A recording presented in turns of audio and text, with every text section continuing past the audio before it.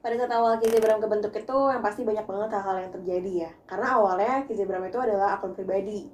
Terus aku ngalamin sih masa-masa itu dimana banyak orang yang unfollow. Terus akhirnya aku harus mutusin akunku pribadi, ada yang Kizi Abraham sama Kezia Abraham.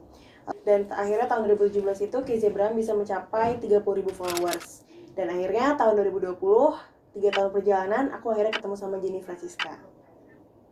Yang jelas perubahan dari awal ketika tadinya kita online terus offline, online offline offline, jadi kayak banyak banget hal yang berubah. Itu ngebuat akhirnya kayak oh aku harus menyesuaikan diri sesegera mungkin.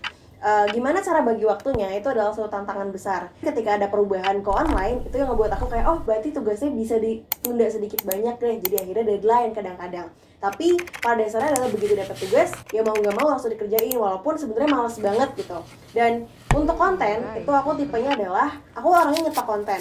Misalnya aku udah tahu nih aku bakal buat apa sebulan 2 bulan ke depan, aku bakal segera produksi konten itu dan aku bakal stok nih sampai 2 bulan ke depan, 3 bulan ke depan, bahkan konten sampai tahun depannya aku udah tahu aku mau seperti apa. Aku bisa ngerjain dari jam 7 pagi sampai jam 11 malam dan bahkan bisa sampai paginya lagi dan itu nggak nonstop gitu. Jadi nonstop bener-bener aku kerjain terus-terusan, aku stok terus-terusan yang akhirnya menyebabkan aku pernah di Desember tahun lalu itu mataku kena apa ya, jadi dia nggak bisa terbuka gitu cukup lama sampai sekitar seminggu. Itu perih banget, jadi setiap kali buka mata dia langsung berair matanya.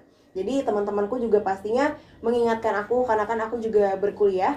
Saat berkuliah mereka tak kasih tahu aku kalau tentang tugas, mungkin aku ada yang kelupaan, mereka pasti reminder kayak Kes tugas ini belum dikerjain nih dan lain sebagainya. Jadi aku ingat kalau ternyata oh aku masih ada kewajiban di bagian itu. Jadi aku bisa survive baik dari kuliah maupun dari pekerjaan. Yang pastinya kalau dalam berinstagram itu apalagi karena kita menghadapi audiens itu kita harus siapin mental banget. Karena kita menghadapi orang-orang yang udah dalamnya mereka ngirim DM apalagi ke kita ya, yang isinya mungkin gak sesuai dengan ekspektasi kita. Apalagi di Instagram itu kan ada giveaway ya. Jadi isinya tuh kebanyakan kayak kak minta ini yang padahal ngebuat kita jadi kok kayaknya mentalnya gak kuat kayak gitu. Terus ada juga banyak pesan-pesan masuk yang mungkin tidak sesuai dengan apa yang aku inginkan dari konten itu. Jadi ngebuat kita kayak mikir oh ini tuh konten kita diminati atau enggak sih gitu. Terus selalu ada reminder jangan hilang diri gitu.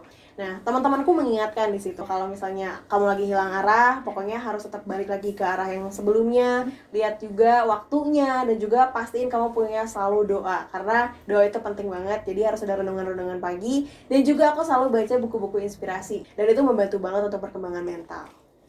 Salah satu inspirasi aku yang paling penting itu adalah tidak ada yang baru di dunia ini. Jadi kalau misalnya kalian mau mulai konten kreasi, pasti pikirkan gak ada yang baru dari ini. Sebelumnya tuh udah pasti ada.